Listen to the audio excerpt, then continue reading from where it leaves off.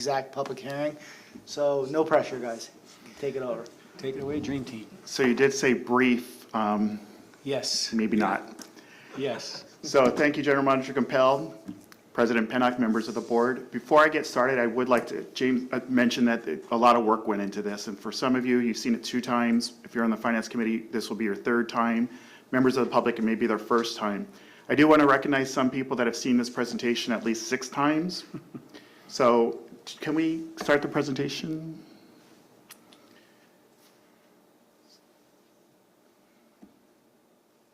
So for the last 5 years when I've been doing my presentation, I swapped the picture in the top right corner with that of my wife. So in every presentation she's been in there that no one really knew about. So I would like to thank my family, actually. They've seen this presentation at least 6 times. So my wife and my 2 boys. And when my son says, Dad, when he says, Dad, that was a very good presentation, it makes you very proud. And it kind of makes all this worth it. So I would like to thank my wife, Donna, and my 2 boys, Ryan and Justin. Thank you. So on with the show. So today we are here for the Prop 218 Cost of Service Study public hearing. So we've already went into some of the legal aspects of the Prop 218. It's just a California Constitution that says rates cannot exceed the proportional cost of those rates. When we talk about COSS, it's the cost of service study that's used to allocate those costs and its basis for the rate design. And you'll hear me talk about the average single-family residence, average SFR. Just want everyone to know that we consider the average single-family residence a home with a 5/8-inch meter that uses an average of 13 units of water per month. So the agenda for today, we'll talk about the summary of proposed changes, some of the rate adjustments and key financial impacts. We've already went over some of the legal and strategic framework. We'll talk about some of the cost alignments and the drivers of the costs. Discuss the rate study and impact on the customers. And then we'll do a comparison of the wholesale cost, meaning that what we pay to the San Diego County Water Authority versus what the customer ends up paying on their bill. And then we'll have closing and next steps. So a summary of proposed changes. Just want to make sure that we all know that the rates are compliant with Prop 218, ensuring proportionality, transparency, and defensibility. And the biggest driver is that approximately 75% of our costs are driven by external wholesale agencies. So the San Diego County Water Authority, along with SDG&E. Those are charges that we have no control over whatsoever. The bottom line is that the average single-family residence, again, remember I identified that as a 5/8-inch meter using 13 units of water a month. We'll see their bill go from $111.49 to $126.22, an increase of 13.2%. And the cost of service study does set the maximums for the annual pass-through of 28% for those external costs that I mentioned and 8% internally. So the calendar, as General Manager mentioned, it's really been almost a year that we've been diving into this. But just recently, the last couple of months, we've gone to the P3 committee on July 21st. On August 22nd, we did mail out the notice of public hearing, which started that 45-day notice period. On September 16th, we updated the Finance Committee on the rates.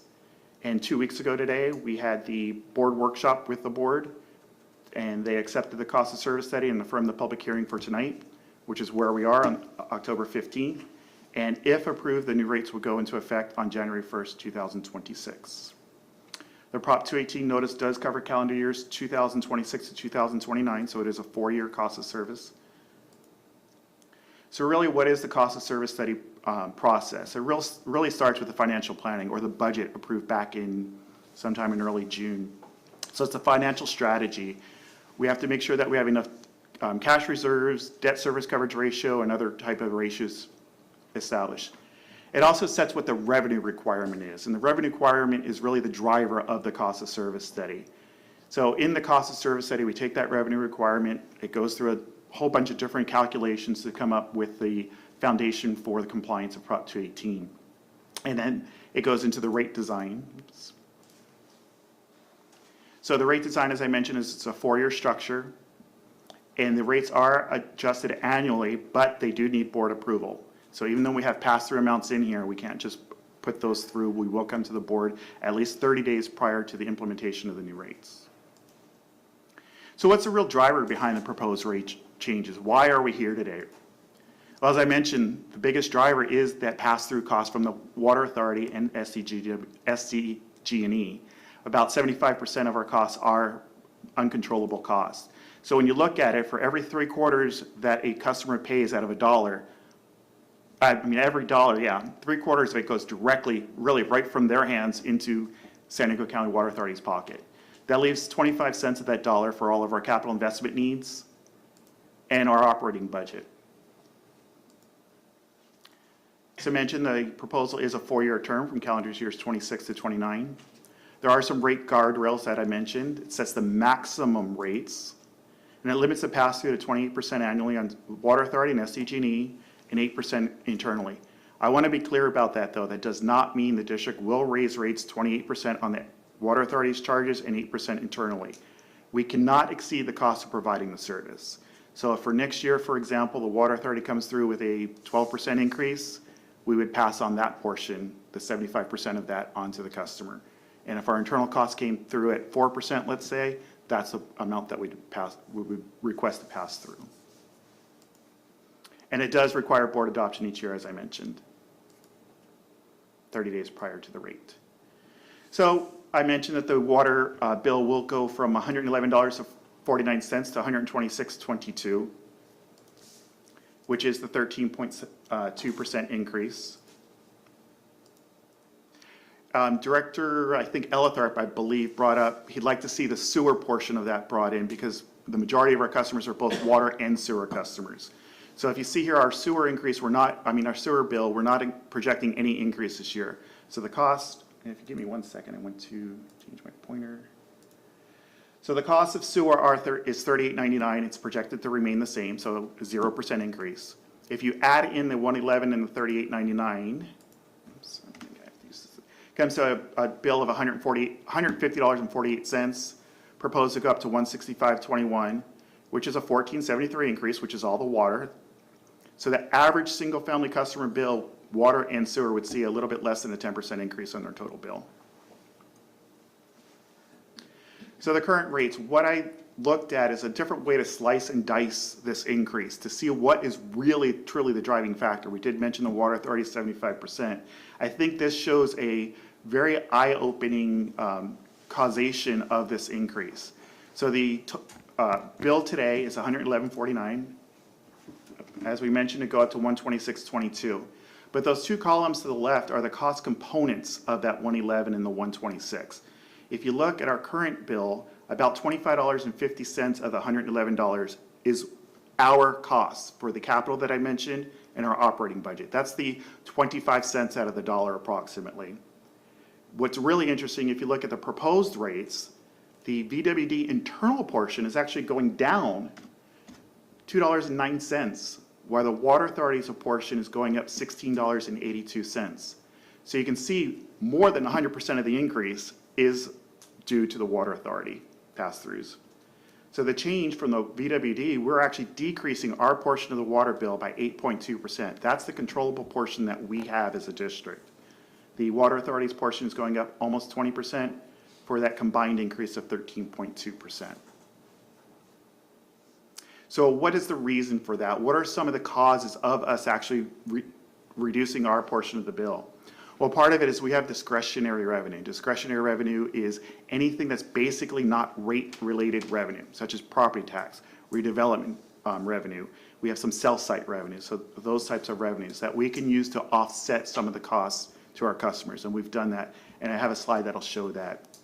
And the ability to pass through now the Water Authority increases. And some of our internal savings. Last time I mentioned one of the big projects that we worked on is the solar project that was installed back in 2020, 2021. It has 2.1 megawatts of capacity.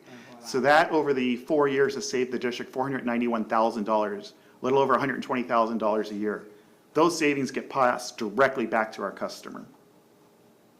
So, one of the other things I mentioned, I think the board's aware of, is I sent out a memo, I think, in August as an update about some of the budget turnaround. So in 2024-25, we're projected to have a $4.5 million deficit. So a budget adopted of negative $4.5 million.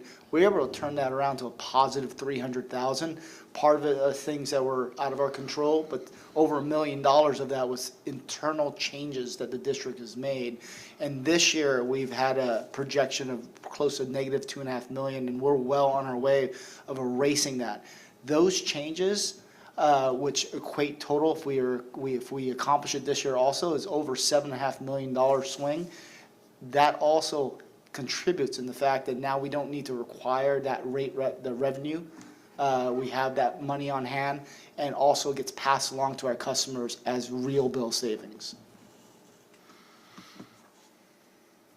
Okay, and as I mentioned, so I did mention the caps, and I want to go a little bit more into detail on this. And I did say that we can only pass through what the actual costs were. So for example, this year, the cap for 2026, when I say this year, I mean 2026. So for the first year, the cap is 28%, but the actual cost from the Water Authority is only 19.6%. So that's the maximum that will pass through. Internally, I talked about the cap is 8%. Well, we're actually decreasing our portion by 8.2%. And if you take the proportional share of the bill of that, that gets you that combined 13.2% increase. Just for reference, if we were to do no increase, if we were to wipe out this 1473, we would have to reduce our internal portion by 60%. So just for reference. So how's another way to look at the cost attribution breakdown? I have two different sections up here. The top portion is the Water Authority. The bottom two lines are VWD's cost. The top line in each of them is the commodity, what we pay for actual water molecules. The second line in each of those is the ready to serve or the fixed charges. So if you look just at the highlighted box up there, the Water Authority's portion of the commodity is increasing 17.4%, and the ready to serve is increasing 29%. So that makes up that 18.9 combined rate. You can't add them, it's proportionality. For VWD, I talked about discretionary revenue, their RDA and property tax. Currently, we use that to offset about 76 cents of Tier 1 water. So that means we're basically selling that water for cheaper than it costs us to provide it, to purchase it, I mean. That we are intending for that discount or that offset to increase by 32 cents. So that is lowering the Tier 1 rate on our end by 32 cents. And our fixed charges will actually go up 60 cents for each of our customers on average of a 2.4% increase. Oops. So some of the key takeaways that the Water Authority pass-throughs are the primary driver of all the increases. VWC's portion is either stable or declining in some cases. The total bill increase, as I've mentioned a couple of times, is 13.2%. It is consistent with the Prop 218 notice. And the rate structure does remain compliant, equitable, and financially sustainable for the district. So what I wanted to do was show the cost from the Water Authority over the last, I believe it's 8 years up on here, 7, 8 years, versus what the customer has seen in their bill increase. I do want to note that the axes are on different axes. So the left side is our cost per acre foot, and it's this orange line. And the blue line, the axis is on the right side, and it's the cost per average single-family residence bill. As you can see right here, our current cost is the $111, proposed to go up to $126. I brought this back all the way down to 2019. I believe, Director Pennock, you asked for a history of what the rate increases have been for the district over that time period. So as you can see, back in 2019, it cost the district an average of about $1,957 per acre foot, increasing to 2026, so a little over $3,000. Back in 2019, the average single-family resident water-only portion of the bill was a little under $90, and it's going up to the $126 that we mentioned. So what that means is that the orange line, the wholesale average increase over that 7-year period has been about 6.5%. The average customer bill increase for the water portion has been 5%, and I believe that was kind of the question you were asking, Director Pennock. Thank you. If we include sewer in that, there has not been an increase in sewer since well before 2019 at least. So the average combined bill for our customer has only gone up 3.7% over that same time frame. So that's just a reference point for you. And one of the things I also want to point out, if you look at the the back half of that curve, 2024 to 2026 projection, you can see the cost that we're receiving has dramatically increased. That line has gotten steeper.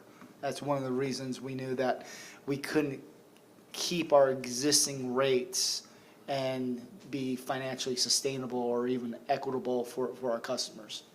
And as the general manager mentioned 2 weeks ago, part of that was due to the COVID, that a lot of agencies did not pass through some increases, so put them a little bit behind the curve. So what I wanted to show you, we've talked about hypotheticals, the average single-family residence bill and things like that. I want to show you an actual bill. This is my actual bill. I live in the city of San Diego. I want to kind of show you a little bit of how their bill works. They charge me is bi-monthly every 2 months? Every 2 months I get a bill. So I get 6 bills a year. So I've used 43 units over a 2-month period.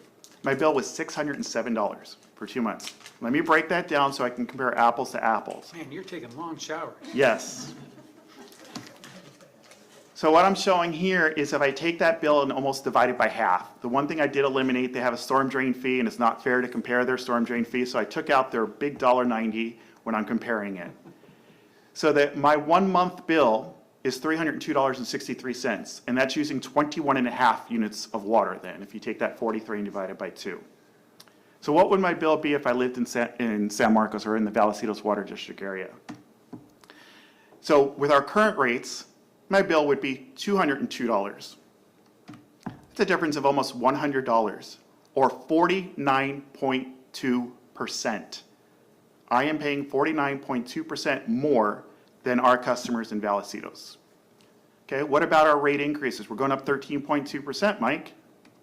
So with our proposed increases, my bill in Vallecillos, if I were to use the same amount of water, would go from $202 to $224. But City of San Diego is raising their rates. That $607 you see right here, whoops, let me go back one, is now $682. My $302 per month is now $341 per month. So if you want to compare apples and apples, we're going to compare the $341 to $224. My bill would be $116.50. My bill is, I should say, $116.50 more for the privilege of getting City of San Diego water and sewer service, or almost 52%. And I would argue that our level of service and quality of service is much better than that of the City of San Diego. Time to move. But yet we can't get them to move north. I know. So that's a real life example. I kind of wanted to personify this because we are going through, as citizens, we are going through a lot of the same thing. We actually are. We're one of the citizens. So I kind of wanted to show our personal thing on this. And now that I kind of feel really bad about myself and how much I'm paying, let's move on to our overall. We talked again about the average single family residence. I wanted to kind of go overall with all of our customers, what they would be seeing. This section is our commodity and fixed charges. The top part is the commodity charges. So we already talked about tier 1, tier 2, tier 3, and some of the offsets being used. Overall, our entire tiers are going up anywhere from 10 to 13-ish%. So within that 13.2% of the average single family residence that I mentioned. The bottom section is the fixed charges, the monthly fixed charges, and they too are going anywhere from 10 to 13-ish%. So that's how, like I said, we get to that 13.2% average increase for the single family residence. So for this year, we're actually including pump zones into our Prop 218. So I wanted to bring up the pump zones. We have about a total of 22,500 water customers, and approximately 3,000 of them are in pump zones. So they live in higher elevations. So it costs money to pump that water up to higher elevations. So what the pump zones do is we aim to achieve to recoup about 95% of the San Diego Gas and Electric charges, electricity only charges to pump that water up there. No pumps and motors, no capital costs, just 95% of the operating costs of SDG&E only. So the rates, as you see here, will increase, and that's also about 13%. And there is a pass-through maximum for them as well, 28%. And again, just like our costs, we cannot exceed the share of the increase. So if SDG&E comes back next year at 12%, that's the amount that I would bring forward to pass through.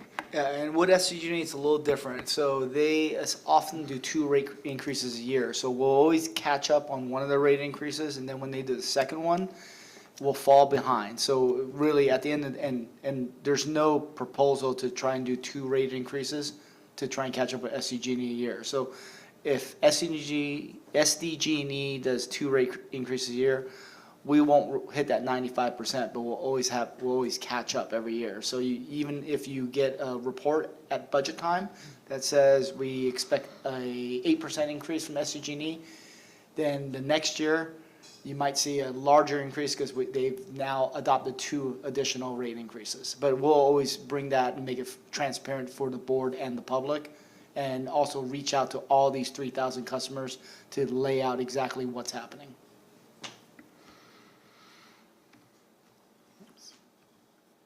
So in summary, the proposed rate increases meet all requirements under Prop 218, including the proportionality, transparency, and defensibility. Again, the external wholesale agencies account for 75% of our VWD costs, so they're uncontrollable. The average single-family bill will increase to $126, which is the 13.2% that we mentioned. And the cost of service study sets a 4-year rate ceiling with caps of 28 and 8%, again, not to exceed the actual cost. And the rates also must be approved by the board annually, as I mentioned. So some of the key points: the adjustments reflect years of disciplined internal cost control and transparent planning. The rates do remain capped and structured to protect affordability while ensuring service reliability. And the district does remain committed to long-term financial stability and public accountability. And future rate actions will continue to be grounded in the cost of service principles and legal compliance. And with that, I am done my presentation. Why, thank you. Your son was right. That was a good presentation, Dad.